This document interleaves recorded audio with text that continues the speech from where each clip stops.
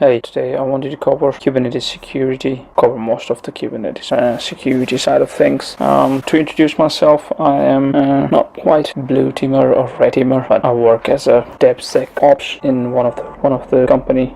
So my day in day out job requires a bit of a security, embedded security. We pretty much look security as a part and parcel of pipelines. It has to be always security has to be always thought during the process, right? So yeah, in this video I'm going to cover 3 specific major topics, and we'll break it down to its own subtopics. So first topic is we're going to talk about how secure is Kubernetes by default and what we need to do. We will look into the transverse path. As in transfer path, we will refer to how Kubernetes or how misconfigured Kubernetes can allow an attacker to access or transfer sensitive part of the system, walking through the door and going into the different room, if you like. And then we will look into all of these components as a layers, right? So there are a bunch of different layers in today's cloud native Kubernetes setup. We'll look into those kind of things. Okay, so let's start with how secure is Kubernetes by default then. It is designed to be secure with every releases, with every changelog. If you look into it, there are security mindsets, there are security related fixes coming in, there are researchers working on Kubernetes internally, externally. You will see all of these gentlemen working for the good cause through the researcher companies or other personal interests. So that it gets better and better, but also there will be configuration side of things which will make things less secure as a default, right? So Kubernetes is designed with security in mind, but it's not inherently secure by default, if that makes sense. Kubernetes provides several features, several security features and mechanism, but then if something is very flexible, you can hardly make it secure, right? Security goes as in those 3 triangles, with usabilities and security being 2 point of the triangle. It is quite difficult, and it is a challenge to meet in the right at the middle, or if one point always wins the battle, right? And having in the middle is the right thing to do, but it's difficult. So it requires a proper configuration and management to ensure the secure deployment. If we have to look into default security posture, we should be talking about authentication and authorization in Kubernetes. We should be talking about network security side of things, how to manage secrets, service account side of things, pod security policies, and audit and logging. If there could be other aspects as well, but then if we divide, that could be a key division, right?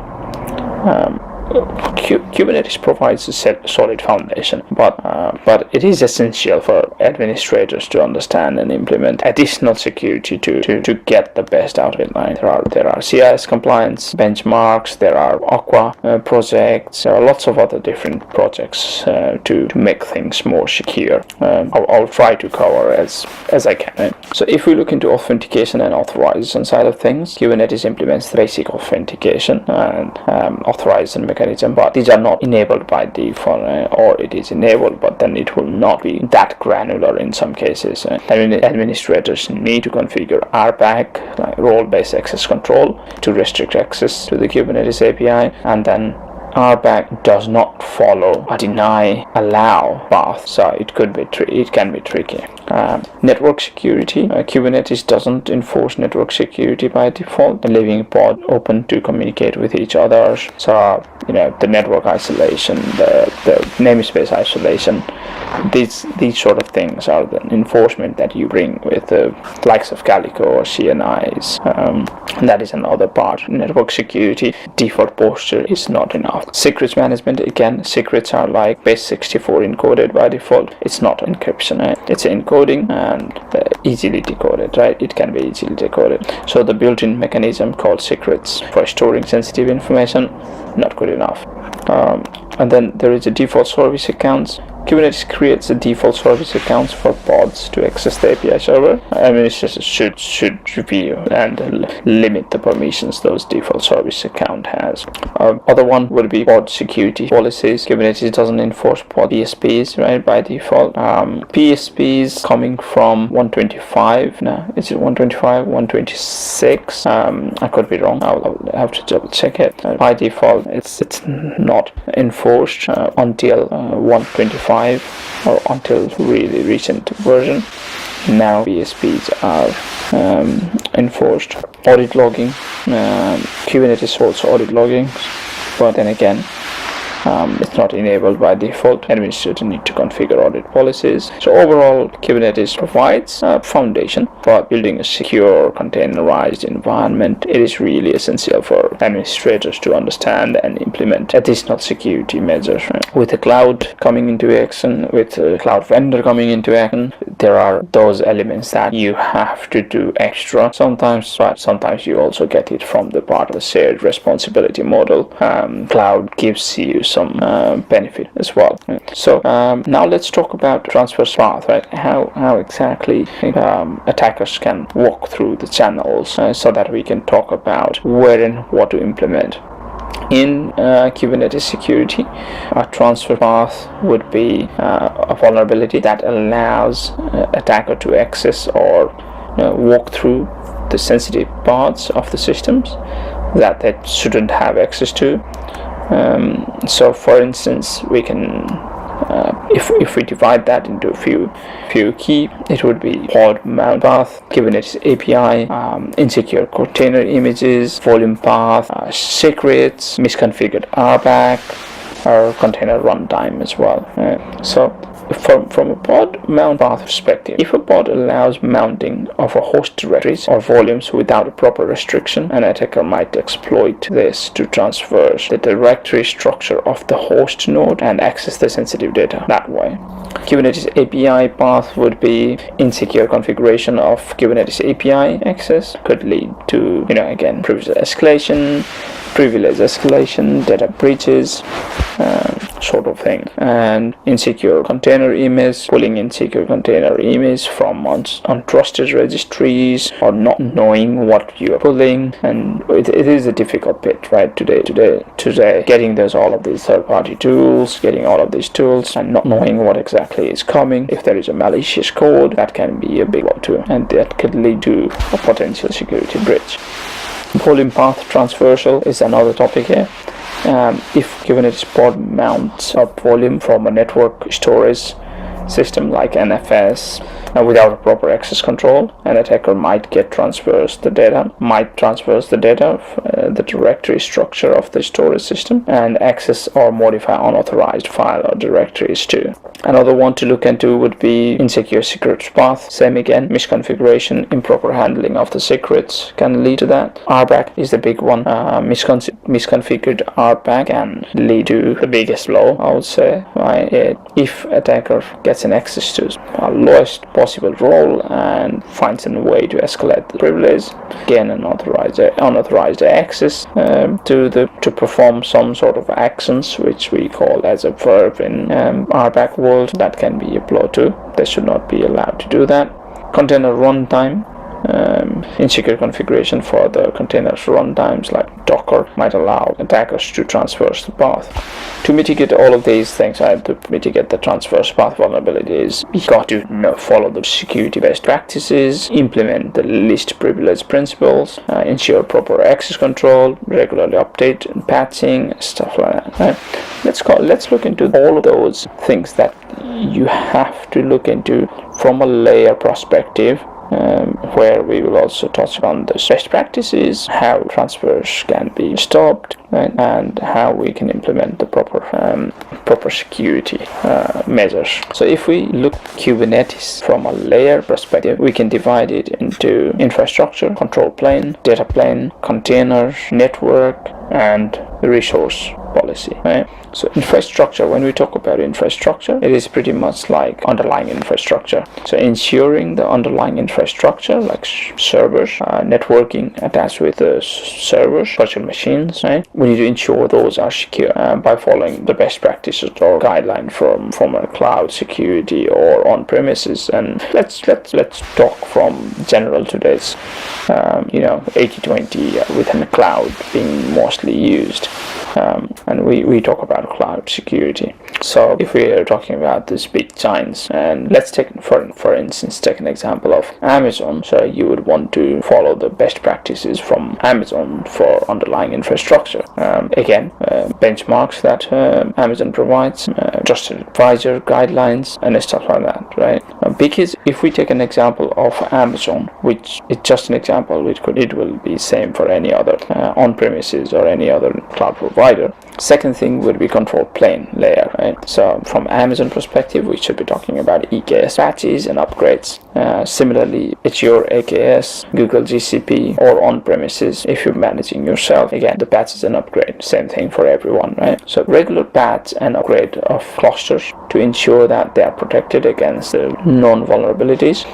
And given that Kubernetes is upgraded every 3 months, you have a bunch of fixes there, and you got to stay up to date. And I normally like to say N-1 would be the best place to be. If today Kubernetes is in 130, you want to be in 129. 130 is about to be released, so I'm giving you this example. Again, just to give an example of N-1 here, right? And another layer would be data plane. So data plane security, if you're using managed services like EKS, you got to ensure that nodes are regularly updated. You may be using host machines like Amazon Linux or CentOS, whatever you are using it. Those host OS needs to be patched and updated regularly to address the security vulnerabilities. And cloud provider offers like tons of automated solution for these. So it should be pretty relatively easy. But then again, you want to run your own tools around the data plane layers as well. So maybe if you're working in companies like of Tanium or CrowdStrike or those kind of tools are there in the market which does the host level scannings, right? Another layer, if we divide, the fourth layer would be containers.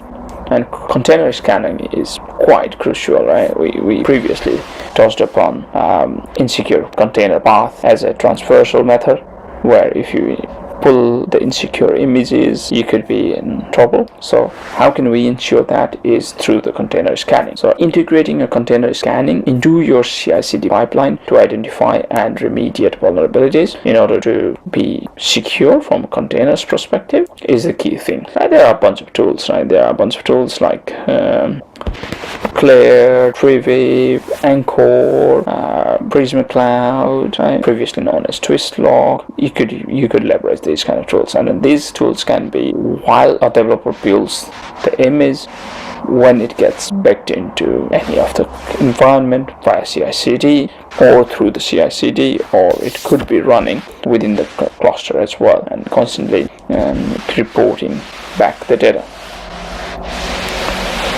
Network policy layer, network policy enforcement is another crucial thing. For the isolation, this is really important. Multi-tenancy would be really, multi-tenant applications should be really looking into these kind of things as well. So choose a network policy such as Calico or Weave or container network interface to enforce network segmentation and control traffic flow between the pods. So defining this network policy is really necessary.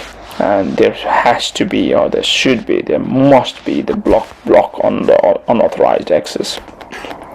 Last one, if I layer this, it could be a resource policy layer, right? So resource policy enforcement would be likes of OPA, Open Access Policy Agent, or Kyverno, to ensure the resource policy at the runtime. With Kubernetes 130, there are some other features coming in as well around the policy layer, is typically around the resource policy. We can make another video on that, which deserves another video. It's a big topic. These policies can govern like various aspects of Kubernetes resources, like pod security, quota security, labeling standards, compliance, any other organizational security requirements as well. It can be super customized. We can see some of these examples in here on resource policy layer, and all of these components I'll attach links in description around what can be looked, and each layers and each breakdowns providing a link towards. And then if you want us to cover anything in a specific, give us a comment and we'll come with a video more generic towards that subject. These are huge topics, right? This security is a huge topic and it's a major concern. We will be coming up with videos around each of these topics. If you want to get us going with some specific topic that you're looking into, so you want us to deep dive, let us know in the comment section. And by considering this security measure at each layer, you can create a robust security postures. And it's not now could have, would have. These should be looked as a must have and should have implementation. Yeah, that's it for now. Thank you very much for staying with us. Help us improve our knowledge sharing by giving us feedback. Thank you very much.